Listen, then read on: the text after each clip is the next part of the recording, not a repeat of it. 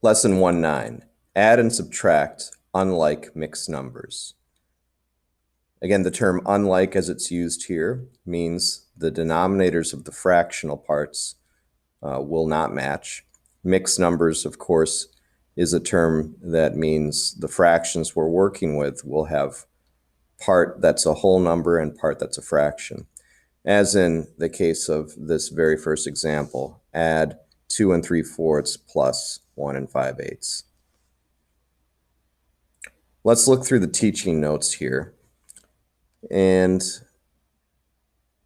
the first step in this problem-solving approach says, for step 1, rewrite so the denominators are the same. Okay, so in this case, the two denominators are the 4 and the 8. 8 is the larger of the two denominators. We start off by testing that out. Is 8 a multiple of 4? Could 8 be our common denominator? In this case, the answer is yes. We just need to rewrite this fraction to have a common denominator of 8. What we do to the bottom, we do to the top. Let's multiply the bottom by 2 to go from 4 to 8, and we'll do to the same to the top. 3 times 2 gets us 6. We can rewrite the 3/4 here as 6/8. So again, 2 3/4 becomes 2 6/8. The 1 5/8 remains the same because that already had the common denominator that we wanted to work with. Step 2 over here says now add the whole numbers and then add your fractions. Okay, so add the whole numbers. 2 and the 1 gets us 3. 6/8 plus 5/8 gets us 11/8. But wait a minute. Who's that in the distance, waving their scolding finger at us? Oh no. 11/8 is an improper fraction. Improper! Shame on you, 11! You are greater than the 8! That British nanny was reminding us that 11/8 is an improper fraction because the numerator is greater than the denominator. So, step 3 asks us to regroup the sum, or the answer, so that the fraction is less than 1. In other words, we can take the 11/8 and convert that piece to 1 3/8. Now, combine that with the whole number 3, and we get 3 and 1 is 4, and 3/8 is our final answer.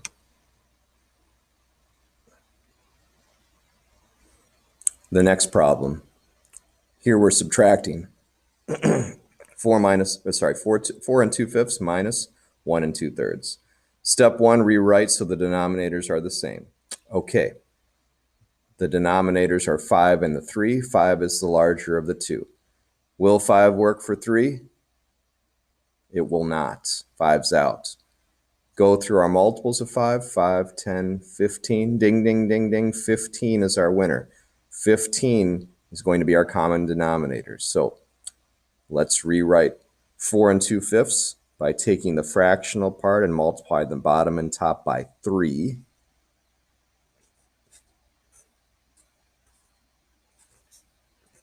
And then let's take 1 2/3 and multiply the bottom and the top by 5. Now the denominators match. 4 6/15 minus 1 10/15. But notice that I cannot subtract yet. The 6 in this numerator is smaller than the 10 in this numerator. So I need to regroup or borrow from the whole. When I borrow from the whole, the value of the whole number goes down by 1, so the 4 becomes a 3. And that whole gets added into the fraction. But in this case, it gets added in as 15/15. So, and this is going to be a little hard to see,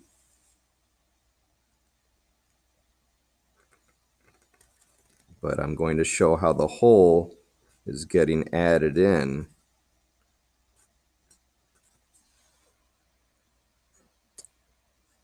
as 15 over 15. So to rewind those steps, we're regrouping, we're borrowing from the whole. The value of the whole number goes down from 4 to 3.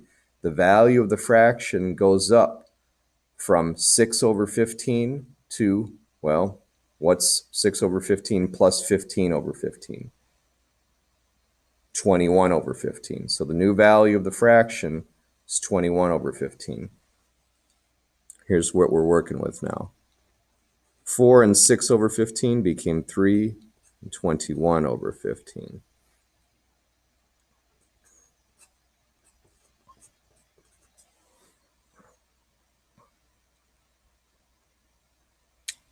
Now we can finish the job. Subtract our whole numbers. 3 minus 1 is 2. Subtract our fractions. 21 over 15 minus 10 over 15 is 11 over 15. Let's continue.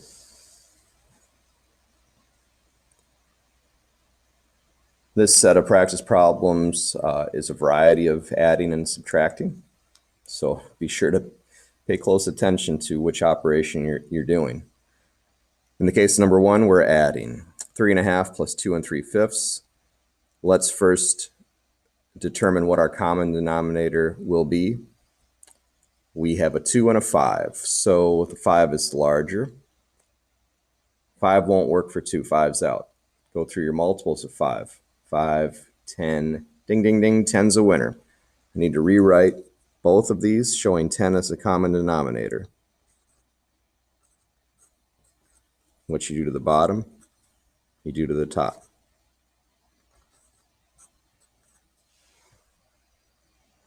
In the case of 3.5, I multiplied the bottom and top of the fractions by 5. In the case of 2 3/5, I multiplied the bottom and top of the fractions by 2.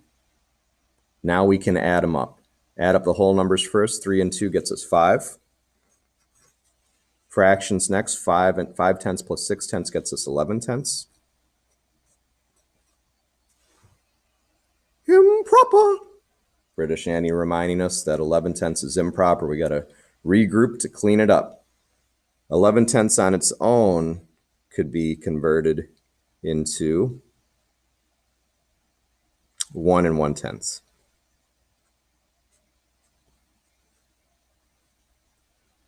So now 1 1/10 plus whole number 5 gets us a final answer of 6 1/10.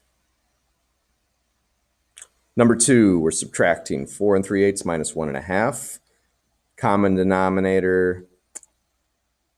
Well, let's ask ourselves the question, will 8 work for the 2? It will. So we don't need to change 4 3/8 at this moment.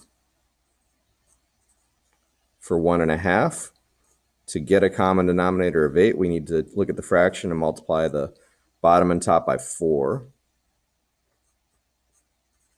We're making progress. Now the denominators match, but before we can subtract, notice 3 smaller than the 4. So we're going to need to do some regrouping up here by borrowing from the whole. When we borrow from the whole number goes down by 1. So the whole number 4 becomes whole number 3. The fraction, that whole gets added back into the fraction in terms of 8s. So we're adding 8 over 8 to 3 over 8 to make 11 over 8. Now we are ready to subtract. 3 minus 1 is 2. 11 eighths minus 4 eighths is 7 eighths. We have our answer. Number 3, 2 4 9 plus 2 2/3. Common denominator. Will the 9 work for the 3? Yes, it will. So 2 4 9 remains unchanged. For 2 2/3, look at the fraction, multiply the bottom and top by 3. Add them up, whole numbers first. 2 and 2 is 4. Fractions, 4 9ths plus 6 9ths is 10 9ths. 10 9ths is improper.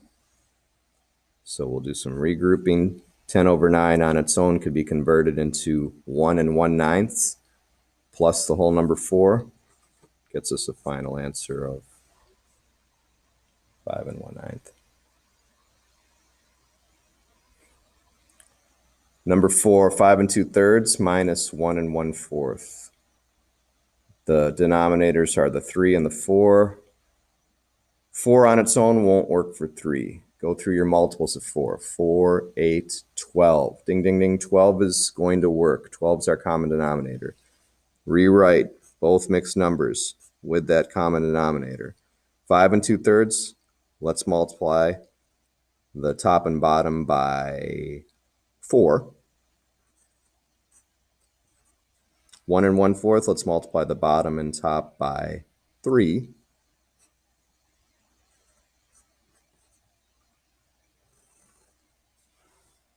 And now we can actually finish the job and subtract. 5 minus 1 is 4. 8 twelfths minus 3 twelfths is 5 twelfths. In this case, there was no need to borrow from the whole or do that regrouping step because 8 twelfths was larger than the 3 twelfths. Number 5, 3 2/5 plus 2 1/4. For a common denominator, 5 on its own won't work, but 5, 10, 15, 20, 20 will work.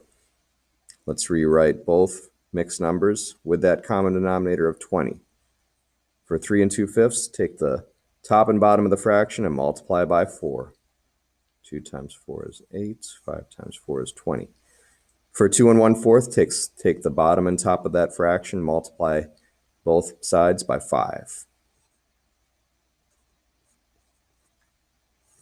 Add them up. Whole numbers first. 3 and 2 is 5. 8 over 20 plus 5 over 20 is 13 over 20. Number 6, 6 2/3 minus 3 5/6. Common denominator here will be 6. So for 6 2/3, we'll multiply the top and bottom of that fraction by 2. 3 5/6 already has 6 as a denominator. Notice that we're going to need to regroup or borrow from the whole here before we can subtract because the 4/6 is less than the 5/6. So when we borrow from the whole, the value of the whole number goes down by 1. 6 becomes a 5. The value of the fraction gets that whole added back into it. So we're adding 6 over 6, which is a whole, to the original 4/6. 6 plus 4/6 is 10 over 6. 3 5/6 remains unchanged. Now we can subtract. 5 minus 3 is 2.